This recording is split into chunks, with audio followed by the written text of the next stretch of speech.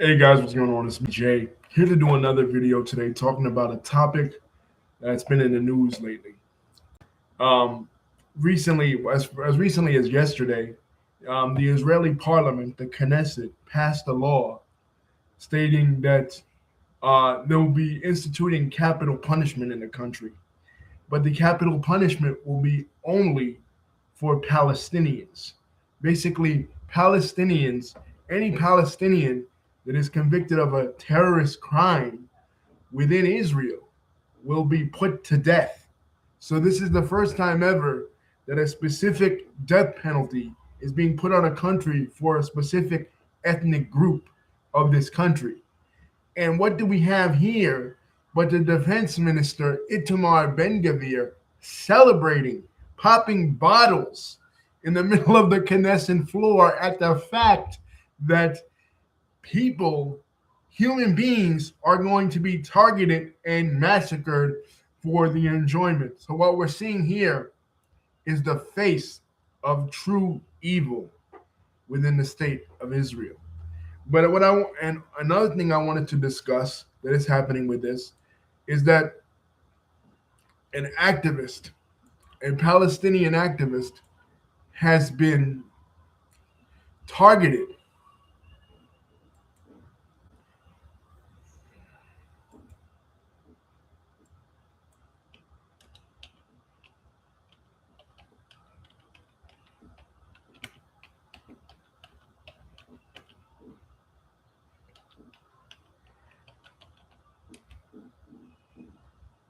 Nuruddin Kiswani, a pro-Palestinian activist, has been targeted in her home. There were explosive devices found in her home, placed there by a Jewish, pro-Israel Jewish extremist terrorist. And both these things are connected in a sense that they are both inspired by a philosophy known as Kahanism. The gentleman that was convicted of the terrorist attack against Nuruddin Kiswani was a member of Beitar USA. What is Beitar USA and who is behind it? Well, Beitar was an extremist Zionist organization founded by an individual in 1923 named Zeb Jabotinsky.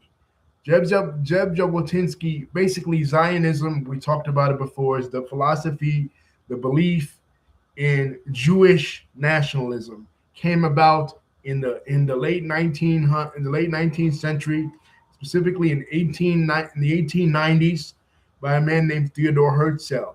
It was a response to European anti-Semitism. European anti-Semitism in the late 1800s, early 1900s was at a very high rate. European Jews were suffering pogroms in places like Moldova, Romania, the Russian Empire, etc. And their answer was to leave Europe, to go to someplace else that was not Europe, and specifically to return to their place that they considered their ancestral homeland of at that time Palestine, part of the Ottoman Empire, Palestine, Bilad al-Sham in Arabic, Greater Syria, whatever the name was, you know what I mean, to return to that area. So they began to return there, in different waves. And they were inspired by Zionism. And most of the Zionists in the beginning, like David Ben-Gurion and stuff, they were nationalists, but they were left-wing nationalists. But this guy, Jabotinsky, he was something different. He was a right-winged nationalist. He was the first guy to say, you know what? We're not here to coexist with the existing Arab population. We're here to basically exterminate them. And they wanted the Beitar Party, which later evolved into Likud, which is Benjamin Netanyahu's party. They wanted both sides of the Jordan River, what is today the country of Jordan, as well as what is today the whole of Israel, as well as the Palestinian territory. They wanted the whole kit and caboodle. And some even say the Greater Israel Project that even extends to like Saudi Arabia and the Arabian Peninsula and everything. They wanted everything. right? They wanted the whole kit and caboodle. Jabotinsky, he was from Odessa in the Ukraine. He was inspired by Benito Mussolini. Now, people might hear that and go, "What?" Benito Mussolini was was obviously in World War II was an ally of Adolf Hitler. Why would a Jewish person, a Jewish nationalist of all people, be allies with Benito Mussolini? But the thing is that when it came to Mussolini's philosophy, he wasn't so much into the anti-Semitism and the racism in the same way that Hitler was. They were related philosophies. They were both considered versions of fascism, but National Socialism, as was manifested in Germany, was totally different than that which was manifested in Italy. So Jabotinsky's philosophy was more in line with Mussolini. So Jabotinsky puts that in the air. That becomes the foundation for what they call is right-wing Zionism. Now, fast forward to 1968. In 1968, there is a dispute in Brownsville, Brooklyn, the neighborhood of Brownsville, Brooklyn. This neighborhood was formerly Jewish, right? It was the head of Benjamin Bugsy Siegel lived there. Murder Inc., which was a notorious, they were hitmen for the Cosa Nostra associates, Jewish associates of the Cosa Nostra. They lived there, right? The original Murder Inc., which the label got, the rap label got its inspiration from, right? They lived there, but over time became more African American. So this was the late 1960s. So a lot of African Americans at this time were demanding that the Jewish teachers, the teachers that were predominantly Jewish, be moved out and replaced with, black teachers. And this rabbi, right, a rabbi from Brooklyn, Rabbi Meir Kahane, he felt that this was an anti-Semitic attack. So what he decided to do, inspired by Jabotinsky, right, and inspired by Jabotinsky's philosophy of Jewish nationalism, Jewish militantism, he founds the Jewish Defense League. And what the Jewish Defense League then goes on to do is they defend Jewish students against left-wing protesters. They defend Jewish students because, again, this is not the late 1960s. The protesters against the Vietnam War, the Chicago 7, things of that nature. And Kahane is a strict right-winger. Kahane believes that third worldism, communism, because that becomes his biggest fight. He's fighting against the Black Panthers, obviously, because they're growing in stature, right? In Brooklyn, they come to clashes, the Black Panthers and the JDL. He's fighting against them. He's fighting against neo-Nazi skinheads. He's fighting against left-wing protesters, right? Many of whom are Jewish, right? And he's fighting against Vietnam protesters and fighting against communism because he believes, because one of his biggest fights was to the release of Soviet Jews, right? Jewish people that were trapped behind the Iron Curtain. Now, it's very ironic because when we tend to think of Jewish people in the Soviet Union, especially in the beginning of the Bolshevik Revolution, there was a lot of Jewish people that were on board with it. A lot of Jewish socialists that were involved with the Bolshevik Revolution in 1917, right? But over time, as Stalinism creeps in and the Soviet Union becomes more secular and more militantly anti-religious, they eventually turn on the Jews. And there are many Jewish people within the Soviet Union that want to leave the Soviet Union. So Kahane's activism becomes mostly about the release of Jewish people from the Soviet Union. He attempts to murder Soviet diplomats. He blows up members of his group, place bombs on the Soviet consulate in New York City. He just a lot of terrorist attacks, right? Like violent terrorist attacks. Because what he does is he taps into the frustration of the Jewish youth in New York City, right? Because like a lot of working class Jewish youth, and he's the one who coins the phrase "never again," right? And he coins another phrase, "every Jew a 22," basically advocating for Jewish militancy. Ironically, he was against groups like the Black Panthers and groups, you know, like the Nation of Islam, but he was kind of like them in a way that he was advocating against the liberal establishment that was the mainstream in American Jewish culture, right? So, and then in the early 1970s, he writes a book called Time to Go Home. And in Time to Go Home, he then advocates that every Jewish person in America and in the West should make Aliyah and move to Israel, which he does himself in 1971. And when he gets to Israel, he is even more popular in Israel than he was even in the United States among the Jewish community, because they're very liberal. The Reform sect of Judaism is the most popular sect of Judaism. But Orthodox Judaism and ultra-Orthodox Judaism, like Hasidim and stuff, is a minority group within American Jews. Most American Jews are secular. In Israel, something is happening that's different.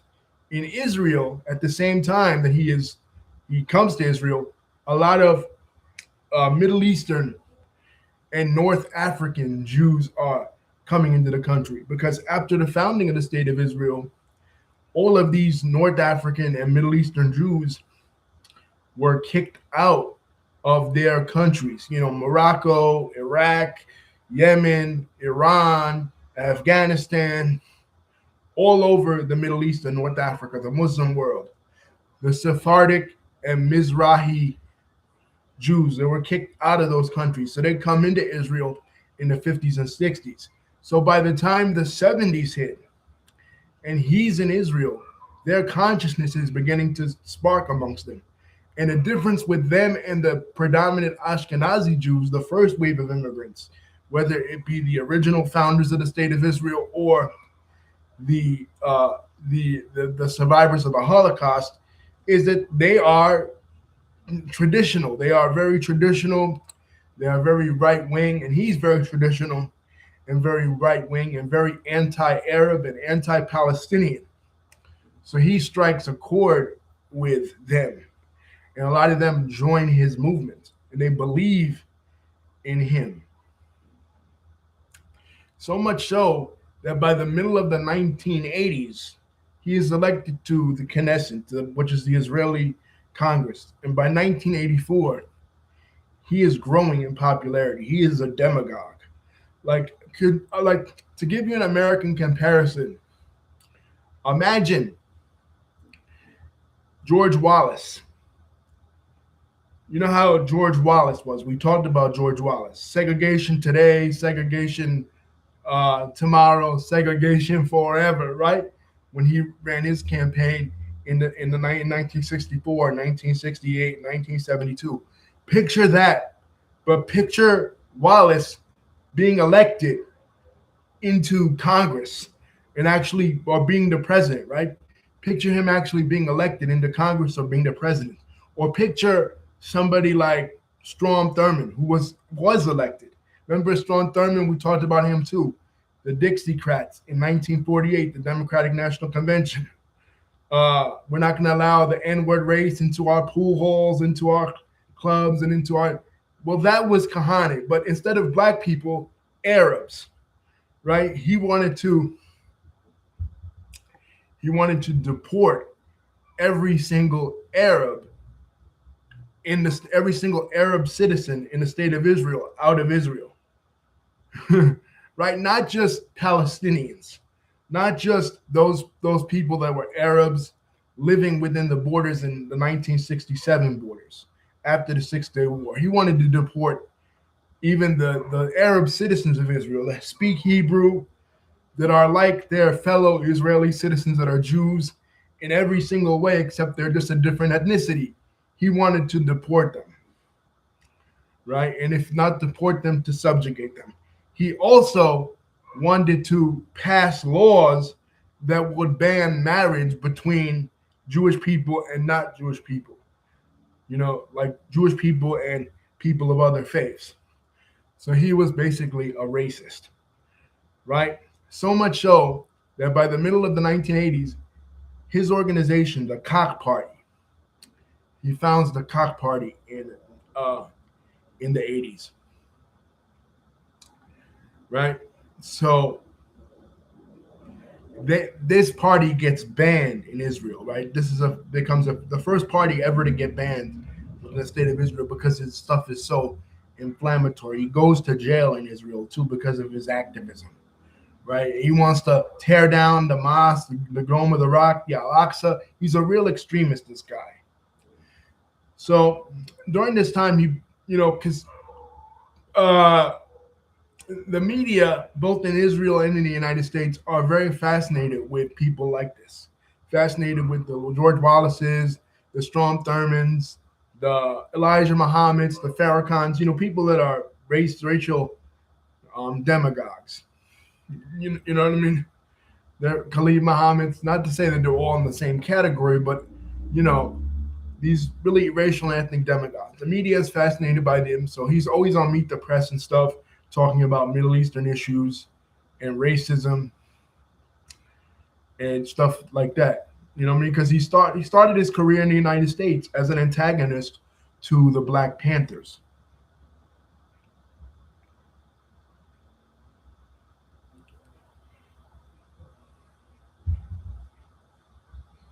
So he's used to putting things in racialized terms. So, but he gets banned from Israel, so he comes back to the United States. In the United States, he continues to do the same thing with this organization, the JDL, which eventually it breaks up and Irv Rubin takes over for him, right? By 1990, he is shot. Saeed al-Nassar, one of the guys behind the World Trade Center bombing in 1993, Sheikh Abdul al-Rahman, he shoots him, right? And he's assassinated. But even though he's assassinated, he's still his philosophy, Kahanism, still lives on today. In 1994, Baruch Goldstein,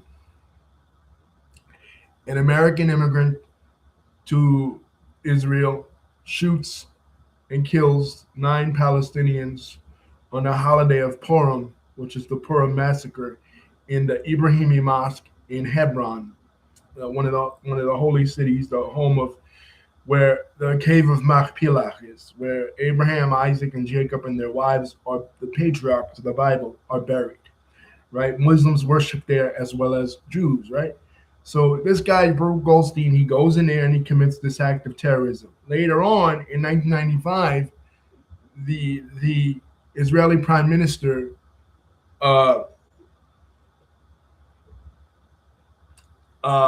Yitzhak Rabin is assassinated, and a person by the name of Yagel Amir kills him, also a follower of Meir Kahane. So, what of the philosophy? What of the philosophy of Meir Kahane? The Koch Party. The party gets banned, but the thoughts live on in the people's mind. Fast forward to today.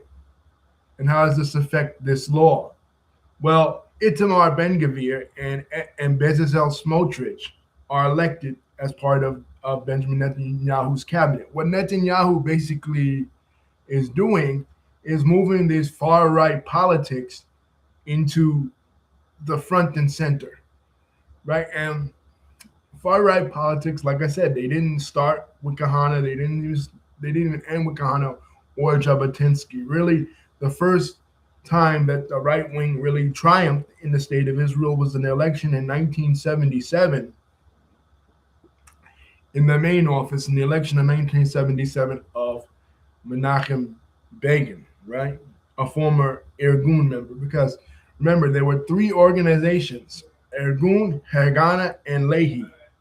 Lehi was Abraham Yahir Stern, and Leahy was also known as the Stern Gang, and they committed all these three organizations committed terrorist attacks. Ergun and Leahy were like the far right versions. They follow more Jabotinsky, and Haganah was more like the left wing Zionist, like Ben Gurion or Golda Meir and stuff like that. So, but Itamar Ben Gavir, the guy celebrating, and then Hebrew is obviously not, I don't speak it. Bezalel Smotrich, they follow Kahana's philosophy, especially Ben Gavir, because Ben Gavir is Middle Eastern, right? He's Kurdish. He's a Kurdish Jew, right? And like I said, Middle Eastern Jewish people in Israel, most of like the Likud and other far right parties, far right wing parties, really reached out to them when, as their electoral base, because they were the disenfranchised, they were the pushed aside, they were disenfranchised by the left in Israel, by the Labor Party. So they were pushed aside, they were disenfranchised, discarded. They were put in these mahabarot, these transition camps when they first came into Israel, and they resisted against that. You know, they had the Israeli Black Panthers. The Israeli Black Panthers, like the American Black Panthers, were more left wing, more Marxist. They were the first group of Jewish people, but years before Oslo, to ever sit down and meet with the Palestinian Liberation Organization at that time in the early 70s, right? They led a campaign to feed young people and babies milk. You know, they were stealing milk from the rich and giving it to the poor, redistribution against socialism. But other Mizrahi youth, other Middle Eastern youth sought these right-wing politics. So when a lot of these people, a lot of these former activists like the American Black Panthers entered into politics, they began to enter into the right, because it was the right wing and Menachem Begin that reached out to them. So Middle Eastern Jews in Israel, they tend to be more right wing, whereas European Jews tend to be more left wing. You know, that's the stereotype. So you have Itamar Ben Gavir, he's Middle Eastern, and he is very anti-Arab. I mean, he is an extreme nationalist. He has a picture of Meir Kahane in his office. Could you imagine if a senator from America had a picture of George Wallace in their office, or a picture of Strom Thurmond in their office, praising the likes of Strom Thurmond and George Wallace, right? Or praising like George Lincoln Rockwell, the founder of the neo-Nazi party in 1959 in Bloomington, Ohio. Could you imagine, Bloomington, Indiana? Could you imagine that? That would be crazy, right? We would immediately point fingers at that. In Israel, no, because that is the prevailing mood in Israel right now.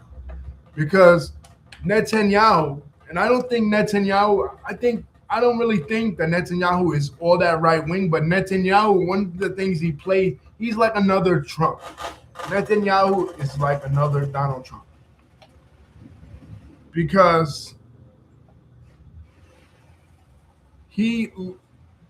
Trump will give a wink and a nod to white supremacists here in the United States.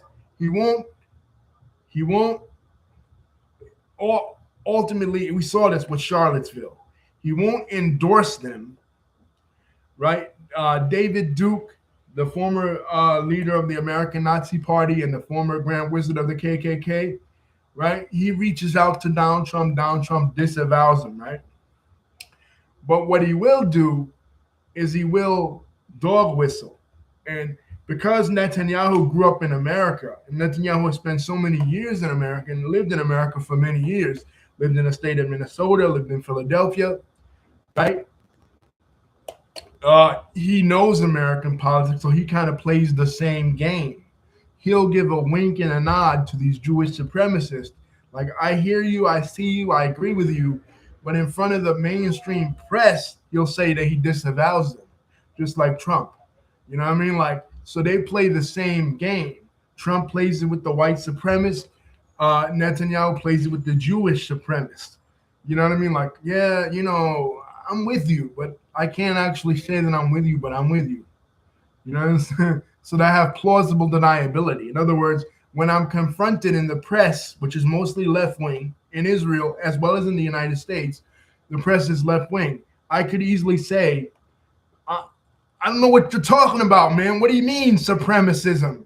You know, I disavow these guys. Netanyahu say he disavowed the Kahanists. Trump say he disavows the Nazis.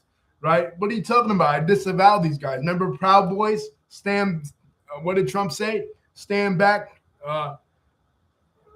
stand by, and stand back. That's Netanyahu has done things like that as well. Netanyahu, he was running for re-election in 2013. What did he do? He said, in plain Hebrew, he said it. He said, get out to polls because the left, the Labor Party, is organizing busloads of Arabs to the polls.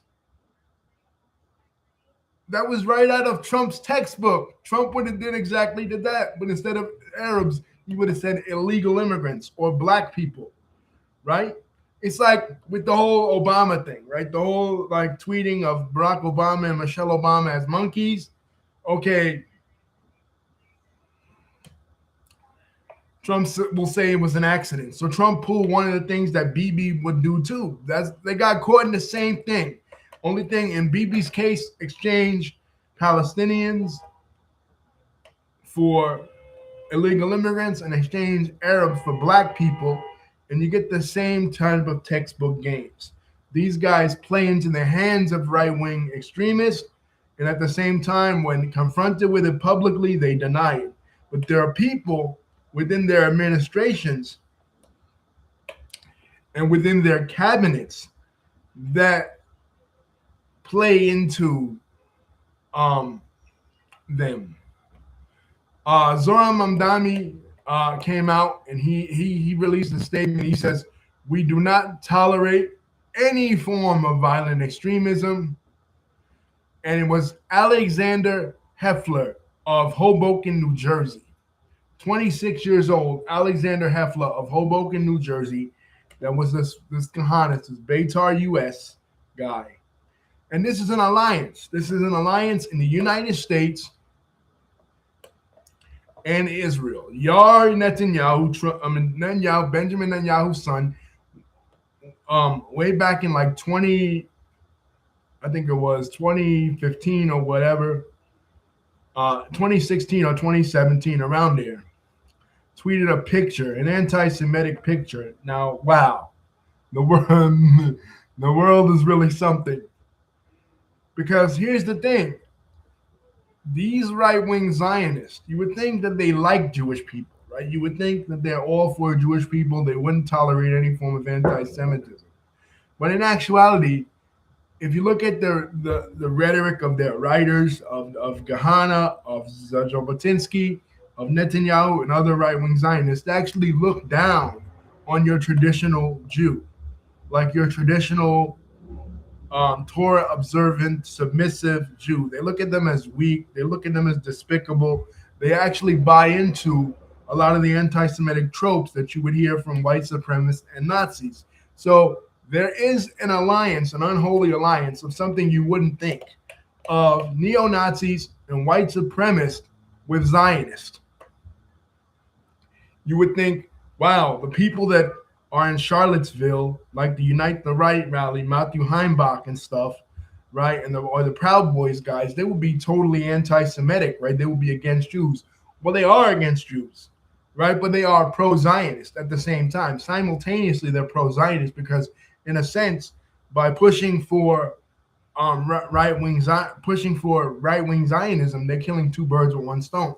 Because on the one hand, too, they're Islamophobic. They're against Islam. They believe Islam to be this global threat. They push the idea of global jihadism, and not to say that there isn't jihadism, because we're in this channel, we're against the IRGC and people like the Ayatollahs in Iran. But at the same time, they're pushing for pro-Zionism because they're using the Zionists to kill the Islamists. At the same time, if you have every Jew in Israel, then you don't have any Jews in the United States or in England or in any of the European countries. So it's this form of ethnic cleansing. So they're killing two birds with one stone. They're actually removing Jews from Europe and the United States, while at the same time displacing Arabs and displacing Muslims and Palestinians. You know what I mean? So,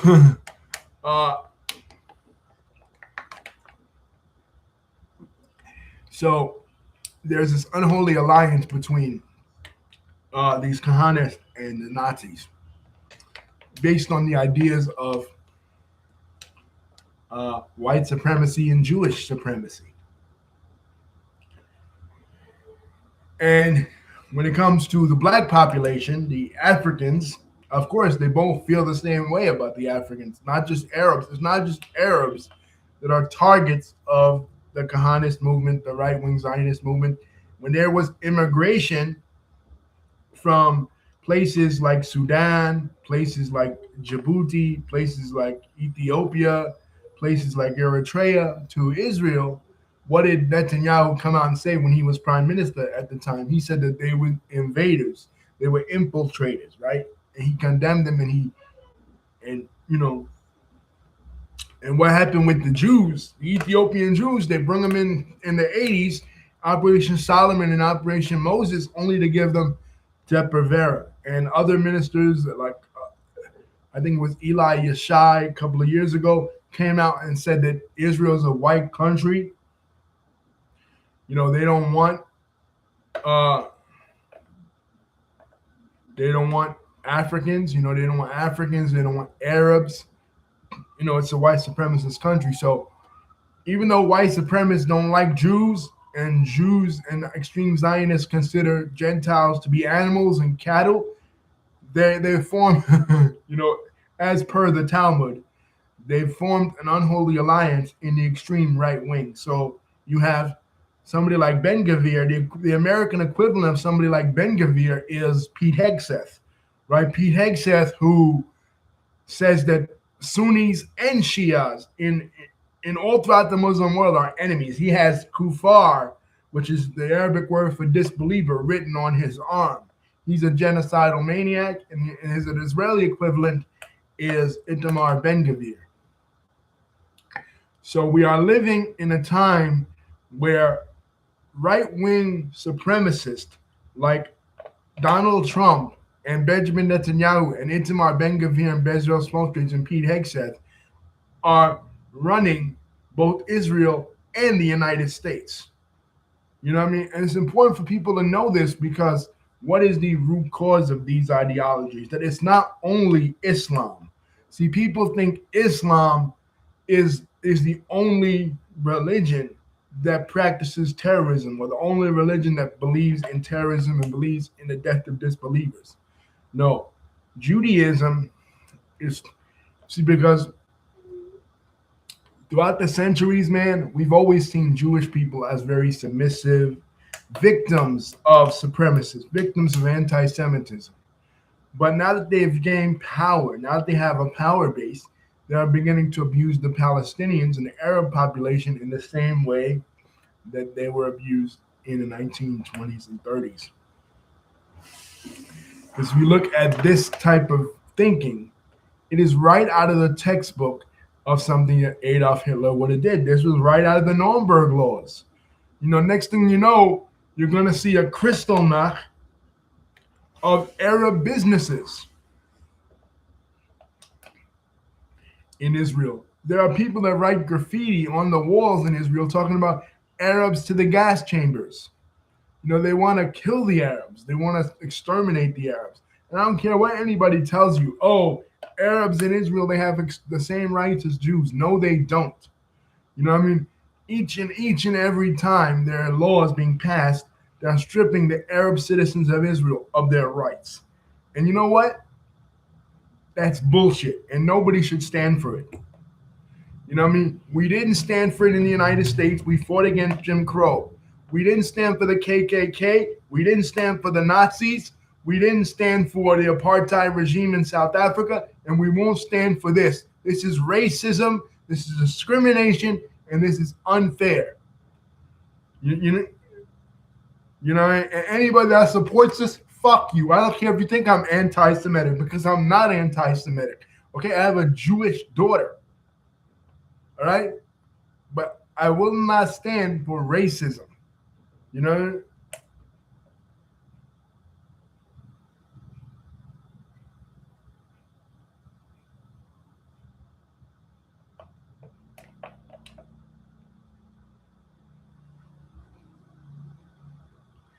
There's one thing about me that you know about me is that racism gets under my skin. It's something that I've hated since I was a kid. Any sort of racism, any sort of discrimination, any sort of supremacist movement.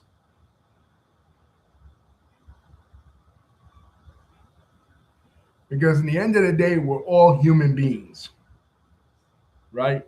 Arabs, Jews, blacks, whites, Hispanics, it doesn't matter. But right now, in two countries in the world, the United States and Israel, and I add this to the pile also to talk about this. There was a vote in the UN put forth by the ambassador of Ghana, talking about reparations for slavery, the transatlantic slave trade, to include the transatlantic slave trade as the greatest sin against humanity, right? The greatest injustice against humanity, done from man to man, from human being to human being.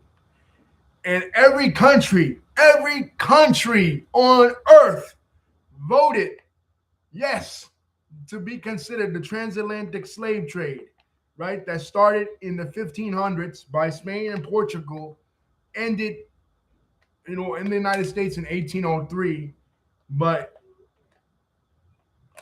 continued on in other countries, later on, right? Whatever, right? But every country, even the European countries that played a bigger part in it, like France, Spain, Portugal, Belgium, not Belgium, the Netherlands, right? All these European countries, they voted, they could consider it the greatest threat to humanity by the ambassador in Ghana, right? What are the only three countries, out of like 150 something countries around the world, the only three countries that voted no for this resolution in the UN were the United States, Israel, and Argentina. Now, the histories of all these three countries, we're talking about the United States. Who is it led by? Donald Trump, white supremacist in the White House. Pete Hegseth, these other white supremacists, right? Undercover neo-Nazis and KKK members. The Zionists in Israel, the Kahanism, the Jewish extremists that consider Gentiles to be animals and cattle, right? And Argentina, a country that during World War II, when the Nazis wanted to escape Germany and they wanted to escape persecution, when the Allies came in after World War II, where did the Nazis go? Argentina. And so we're talking about three countries, not to mention that Argentina is led today by Javier Milei. He's a fascist, right? Argentina has a history of fascism. The Falangist Party was heavily involved in Argentine politics. Not to mention, Argentina, just like every other Latin American country, was heavily involved in the slave trade, benefited from the slave trade. But what happened to the black and indigenous population in Argentina? They were bleached out, right? They were genocided, cultural genocide. What did Sergeant Willie Pete used to say? Sergeant Willie Pete used to have a clip. Now he does the stop the cap, right? But before, like, he used to talk about the movie Braveheart, and he used to talk about how the guy William Longshanks, who was Edward Longshanks, not William Longshanks.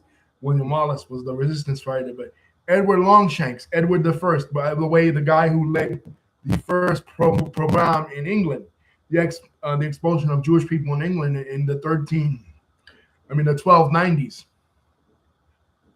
the 13th century, right? But besides what he was doing to Jewish people in England, he also, he was the Hammer of Scotland. He was also trying to exterminate the Scots in England because there was a war between the English and the Scottish. Obviously, it's portrayed in the movie Braveheart, right? So in the clip, Edward Longshanks says, if we can't move them out, we'll breed them out.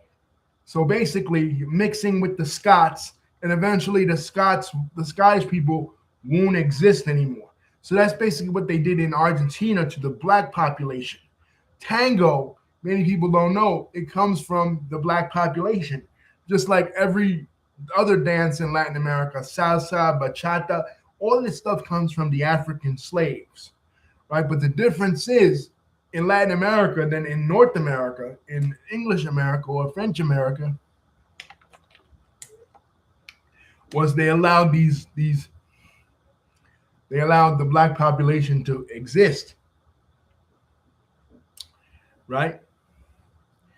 In Argentina, they didn't. They exterminated the black population, and they brought in Italians and other Europeans. What they call is whitening, right? Blanqueamiento in Spanish, the whitening, right? And they brought in all these other Europeans, Celts, Italians especially. That's why the Argentine Spanish, it sounds like they're speaking Spanish, but they sound like they're speaking Italian because they brought in the Italian population to whiten the population. So Argentina has a history of racism and xenophobia. Israel has that, and the United States has that. So what, in the past 3 days, this attack on this Palestinian activist, the vote in the UN, and all this other stuff, what does this make the United States and Israel and Argentina look like? The three biggest racist asshole countries in the whole world, because every other country votes yes to consider the slave trade the greatest sin against humanity. These countries vote no, and then Israel goes and does this, and we already know what the United States is doing with ICE, with Trump putting ICE workers in place of TSA workers in airports to catch immigrants. You know what I mean? So you have two countries here, Israel and the United States, passing racist laws against people of color, and then, doing this, targeting Hispanics, in the United States, targeting Hispanics and blacks. In Israel, targeting Arabs. And in Argentina, targeting racial minorities with fascist dictators. And then, to add fuel to the fire, besides that, Palm Sunday was last Sunday. What does Israel go and do? What do? They passed a law where in Palm Sunday and Easter, no Christians could perform their ceremonies. Talking about for security reasons. Security reasons, my foot, okay? Christians in Israel are not members of Hamas.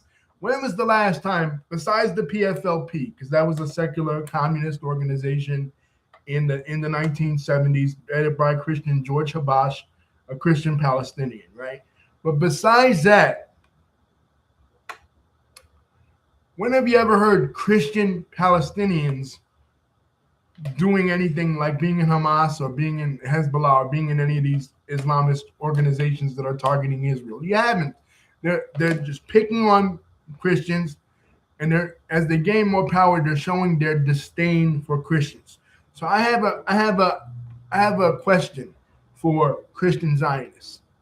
What is it going to take for you fuckers to wake up and smell the coffee that they don't like you? They never liked you. They consider your savior, they consider your Jesus to be burning in his own excrement, his own shit in the Talmud. That's what's written about the Lord Jesus in their Talmud? Why defend these people?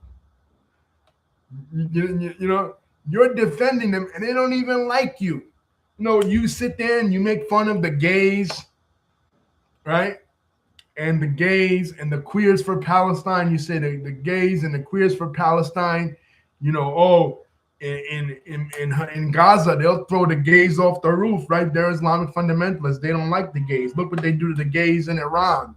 That's true. They do that. You understand? The IRGC, Gaza, Hamas, they're all assholes. Nobody's defending them, right? But you're sitting there defending Benjamin Netanyahu. You're defending the Kahanists. You're defending the extremist Zionists that consider you scum and consider you animals and consider you less than human beings. You're defending them. I'm not defending Hamas. Fuck Hamas, right? Fuck the IRGC. Free Iran. Right? I might not want to go to war with Iran. I might not want to bomb Iran, right? Because they're still human beings. But I say fuck the regime in Iran. Fuck the Ayatollahs, right? I want freedom for Iran. You know what I mean? But you're not saying that about Israel. You're not saying about that about the Kahanists. You're not saying that. You're defending the Kahanists. You're defending the people that hate you.